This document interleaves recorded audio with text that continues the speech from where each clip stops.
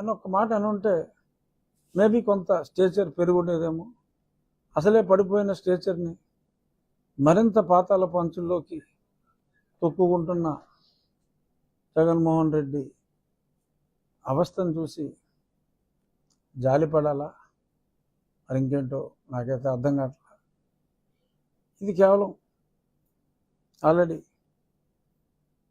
పడిపోయిన వ్యక్తిని నేను మరింత పడదోసే దిశగా కావాలని నేను మాట్లాడతలేదు.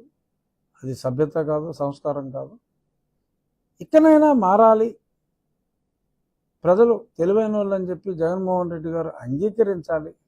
ఇంకా ప్రజల్ని పనికిరాని వాళ్ళుగా, మూర్ఖులుగా భావించవద్దు అని చెప్పి వైఎస్ఆర్ కాంగ్రెస్ పార్టీ సరే 11 సీట్లున్నా, ప్రతిపక్ష హోదా లేకపోయినా అదొకటే ప్రతిపక్షం. సో కాబట్టి ప్రతిపక్ష హోదా లేని ప్రతిపక్షానికి నా సూచన ఏంటంటే, be dignified in your statements. ఏం మాట్లాడినా కన్స్ట్రక్టివ్గా ఉండేలాగా మాట్లాడండి తప్ప ప్రజల్ని డిగ్రేడ్ చేసేలాగా మాట్లాడొద్దు. Let there be constructive criticism అని మరొకసారి తెలియజేస్తూ, ఇక అది వదిలేసి నియోజకవర్గానికి వద్దాం. నేనేం చేస్తున్నాను నా నియోజకవర్గానికి అనేది ఇంపార్టెంట్. ఎందుకంటే ప్రస్తుతానికి సరే అది ప్రస్తుతానికి అవుతుందా, పర్మనెంట్ అవుతుందా అనేది ప్రస్తుతాన్ని పక్కన పెడదాం.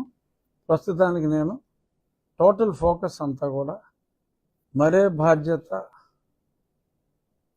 అప్పచెప్పలేదు కాబట్టి పూర్తిగా నా నియోజకవర్గానికి నేను పరిమితమై, ఎలాగ నిధుల లేమైతే చాలా దారుణంగా ఉంది.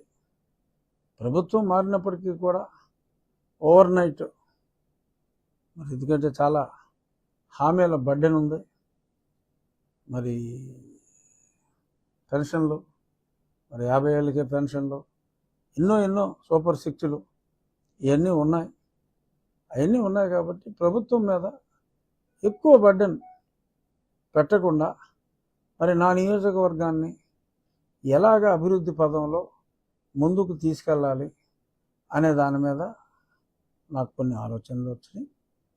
నేను జిల్లా కలెక్టర్ గారు, మా జిల్లా కలెక్టర్ గారితో, మన జిల్లా కలెక్టర్ గారితో, ప్రెస్ మీట్ ఇక్కడ కాబట్టి మన జిల్లా కలెక్టర్ గారు సుమిత్ కుమార్ గాంధీ గారితో చర్చించడం జరిగింది.